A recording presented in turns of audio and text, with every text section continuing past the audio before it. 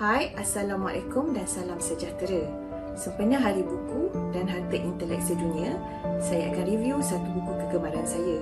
Di tangan saya merupakan naskah edisi kenangan 60 tahun novel Salina karya agung sastrawan negara Datuk E. Samad Said.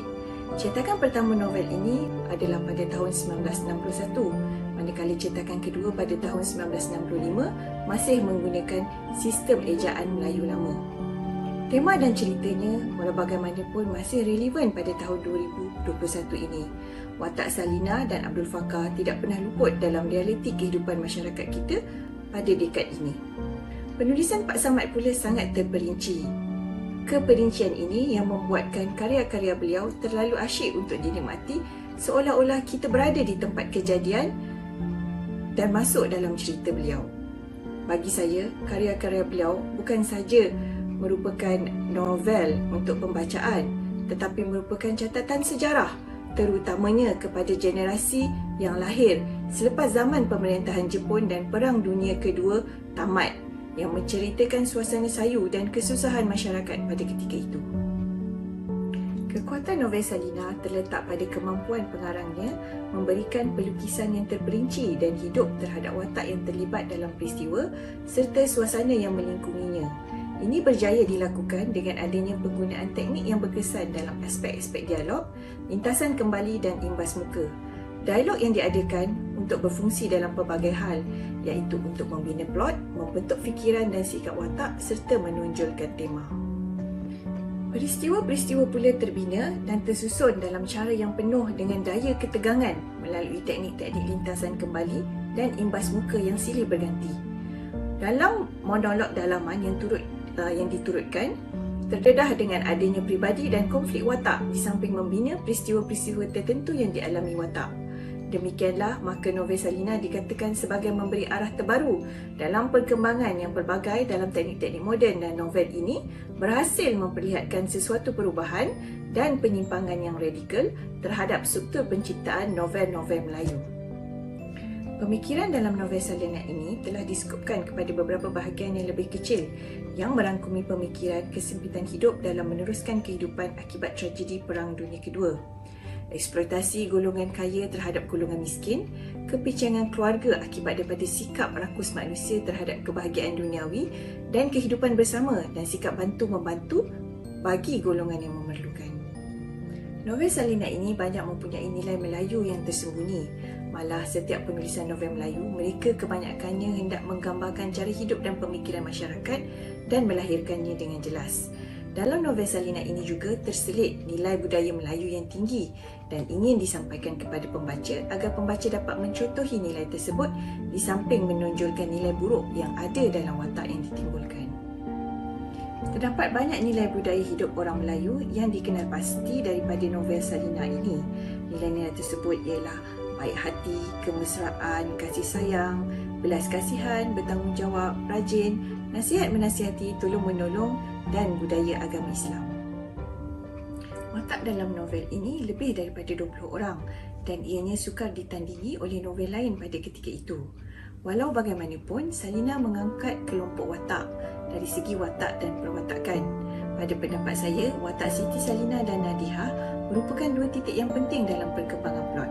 Kompleksiti penampilan watak dalam karya ini dapat dilihat dari segi perkembangan plot dalam 34 bab yang terkandung dalam novel ini dengan mengemukakan berbagai-bagai teknik yang menarik.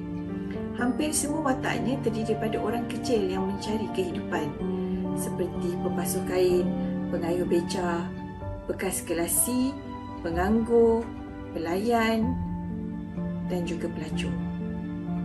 Dalam konteks selepas perang, novel ini mengemukakan kehidupan watak mangsa perang di pinggir kota Singapura.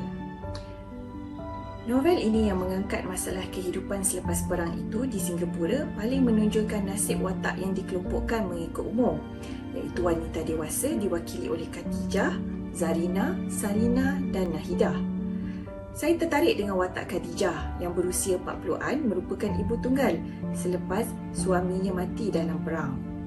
Dia hidup bersama-sama dengan anaknya Hilmi yang berusia 18 tahun yang masih bersekolah Inggeris di Victoria School. Dia juga pernah bersekolah Melayu di Sekolah Melayu Kota Raja sehingga berpindah ke Sekolah Inggeris Monks Hill. Pada pendapat saya, latar persekolahan Hilmi ini sangat mirip dengan persekolahan Pak Samad sendiri. Malah watak Khadijah ini kalau kita perhatikan merupakan model yang banyak persamaan dengan sifat ibu Pak Samad sendiri. Novel Salina merupakan sebuah karya moden yang telah mengangkat nama sastrawan negara iaitu Datuk A. Samad Said. Penulisan novel ini saya kirakan menarik perhatian pembaca melalui teknik penceritaan yang tersusun, kepelbagaian penggunaan teknik cerita, mewujudkan situasi yang sebenar dan banyak teladan dan maklumat yang dapat diketahui mengenai masyarakat yang mengalami kesusahan selepas berlakunya Perang Dunia Kedua. Sebagai kesimpulannya, novel ini dapat diangkat menjadi karya agung kerana memenuhi ciri-ciri karya agung sebagai contoh mempunyai mesej dan falsafahnya yang tersendiri, mempunyai nilai budaya masyarakat dan pandangan hidup, mempunyai nilai ilmu dan kepengarangan yang tersendiri dan for sure mempunyai nilai estetika yang tinggi. Oleh itu, karya sebegini perlu diangkat agar karya-karya mempunyai nilai yang banyak terus dipergiatkan penulisannya agar lebih banyak karya agung yang akan dapat dihasilkan di masa hadapan.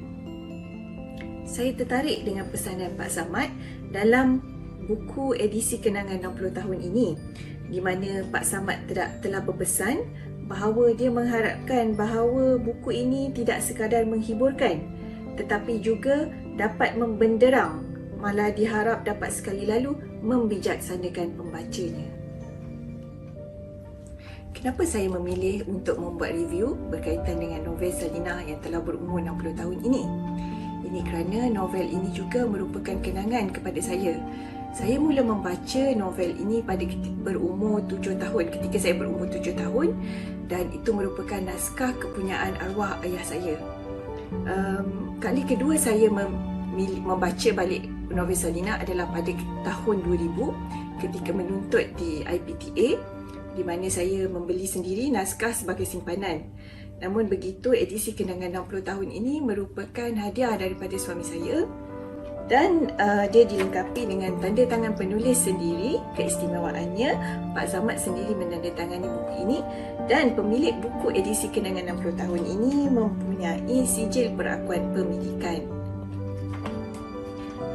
Bagi peminat novel Melayu di luar sana, anda boleh dapatkan novel Salina edisi kenangan 60 tahun untuk dijadikan koleksi simpanan pribadi.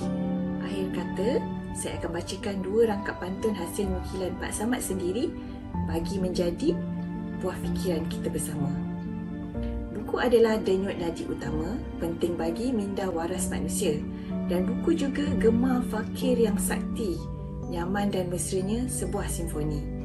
Buku mengasuh diri sasar bersuara, membaca menjadi jambatan bertuah. Kita merindu buku dan gairah membaca agar sentiasa canggih dan berhemah. Selamat Hari Buku dan Hari Intelek Sedunia. Bangsa membaca, bangsa berjaya.